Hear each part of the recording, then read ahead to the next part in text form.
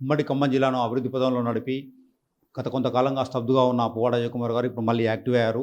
Active అయ్యి సార్‌తో పాటు తన పార్టీ కార్యకర్తలతో సమావేశమై పార్టీని బలోపేతం దిశగా ప్రయత్నం చేస్తున్నారు. ఇప్పుడు మనతో వారు ఉన్నారు. వాళ్ళతో మాట్లాడే ప్రయత్నం చేద్దాం. ఆషాఢ మాసం సందర్భంగా మన కాసం ఫ్యాషన్స్ కిలో చీరలు కొనండి, అరకిలో చీరలు ఉచితంగా పొందండి. సార్ చెప్పండి, సర్ గురించి ఎలా ఉంది? సర్‌లో మన ఖమ్మంలో చాలా ఓట్లు తీసేస్తున్నారనేది వస్తుంది. మీకు బీఎల్ఎల్ నుంచి ఏ రకమైన ఇన్పుట్ ఉంది?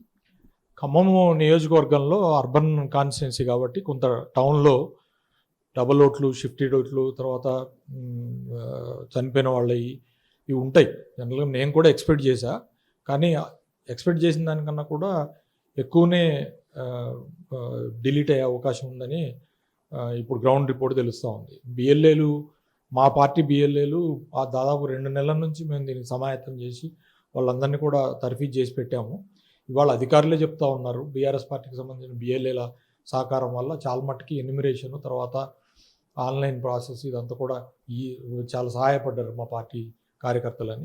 ఏదైనా ఓటు ప్రజలకి విలువైంది కాబట్టి అది కాపాడటం కోసమని బాధ్యతాయుతమైన ప్రతిపక్షంలో ఉన్నా కూడా మా పని మేము 2 నెలల నుంచి కంటిన్యూస్గా చేస్తూ ఉన్నాము. ప్రతి ఒక్కళ్ళు కూడా ఓటు కాపాడుకోవటం కోసం అని చెప్పి తప్పకుండా తగిన జాగ్రత్తలు తీసుకోవాలని నేను కోరుతా ఉన్నాను. గత కొన్నేళ్లుగా స్తబ్దుగా ఉన్న మీరు మళ్ళీ యాక్టివ్ అయ్యారు.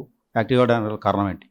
నేను పార్టీలో స్తబ్దుగా ఉండటం ఏం లేదు. ఓడిపోయిన తర్వాత కొంత ప్రజలకు కూడా గెలిచిన ప్రభుత్వానికి తర్వాత గెలిచిన వాళ్ళకి వాళ్ళ యొక్క పనితీరుకి అవకాశం ఇవ్వాలి కదా.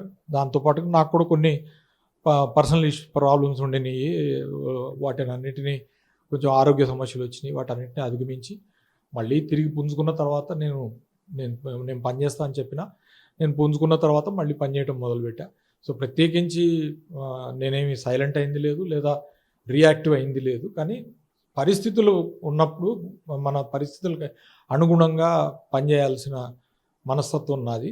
సో దాని ప్రకారంగా మళ్ళీ ఇప్పుడు పార్టీకి మళ్ళీ పునర్వైభవం కోసం ఖమ్మం జిల్లాలో అన్ని కాన్స్టిట్యుయెన్సీస్లో కూడా పార్టీని గెలిపించాలనే ఒక ఉద్దేశంతో మరి నేను పనిచేస్తూ ఉన్నా. ప్రత్యేకంగా నేను ఎమ్మెల్యేగా పనిచేసిన ఖమ్మం కాన్స్టిట్యున్సీ ఉమ్మడి ఖమ్మం జిల్లాకి హెడ్ క్వార్టర్ కాబట్టి ఇక్కడ హెడ్ క్వార్టర్లో బాగా వైబ్ ఉంటే, పార్టీకి వైబ్ ఉంటే అది మిగతా చోట్ల కలిసి వస్తుందనే ఉద్దేశంతో ఇంకా ఎక్కువ యాక్టివ్గా పనిచేస్తుంది. గడిచిన 3 ఎన్నికల్లో మీరు 1 సీటే పరిమితం అయ్యారు. ఇప్పుడు రానున్న రోజుల్లో 10 సీట్లకు తీసుకొని వస్తానని చెప్తున్నారు. దానికి ఎలా? అంటే మనం ఒక టార్గెట్ అనేది పెట్టుకోవాలి యాక్చువల్గా. సరే, దురదృష్టం ఏంటంటే తెలంగాణ రాష్ట్రం వచ్చిన తర్వాత తెలంగాణ సాధించిన టీఆర్ఎస్ పార్టీ ఖమ్మం జిల్లాలో ఆశించిన మేర ఫలితాలు సాధించకపోవచ్చు. 2014లో 1 సీటు, 18లో నేను ఒక్కడనే గెలిచా, 23లో భద్రాచలంలో గెలిచిన ఆయన కూడా కాంగ్రెస్లోకి వెళ్ళిపోయాడు.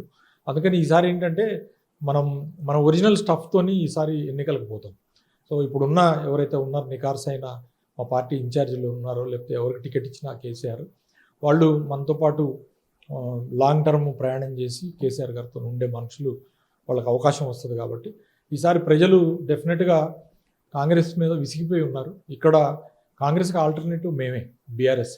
ఖమ్మం జిల్లాలో వేరే మూడో పార్టీకి కూడా పెద్దగా అవకాశం లేదు ఇక్కడ. సో డెఫినెట్గా కాంగ్రెస్ మీద విసుగు చెందిన ప్రజలు వాళ్ళ యొక్క మరి అనుకూలమైన పరిస్థితిని మాకే ఉపయోగపడేలాగా నిర్ణయం తీసుకుంటారని కూడా మేము బలంగా భావిస్తూ ఉన్నాం.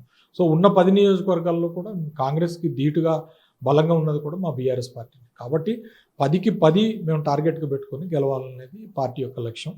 సరే, అందులో ఎన్ని సాధిస్తాం ఏంటి, ప్రజలు ఏ మేరకు ఇస్తారు, ఏ మేరకు దీవిస్తారు అనేది ఆ రోజు ఎలక్షన్లప్పుడు చూసుకుందాం. దేవుడి దయ, ప్రజల యొక్క దయ. ఉన్న కార్పొరేషన్ ఎన్నికల్లో మీకు సెమీఫైనల్ లాంటివి, మీరు దానికి ఎలా సన్నద్ధం అవుతున్నారు? ఏ ఎన్నికలైనా కూడా అవి మాకు మా పార్టీకి పరీక్ష లాంటివి. సో ఆ పరీక్షల్లో అత్యుత్తమమైన మార్కులు తెచ్చుకోవడానికే నేను ఎప్పుడు ప్రయత్నం చేస్తాను. ఒళ్ళు దాచుకోకుండా కూడా పనిచేస్తాను.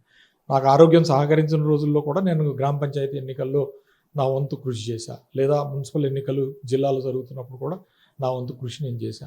సో కార్పొరేషన్ ఎన్నికల్లో కూడా పార్టీని పూర్తిగా తిరిగి పుంజుకునే విధంగా పనిచేయడానికి, అత్యధిక స్థానాలు గెలవటం కోసం అని చెప్పి మా వ్యూహాలన్నీ రచించి పార్టీ విజయానికి నా తోడ్పాటును అందిస్తాను.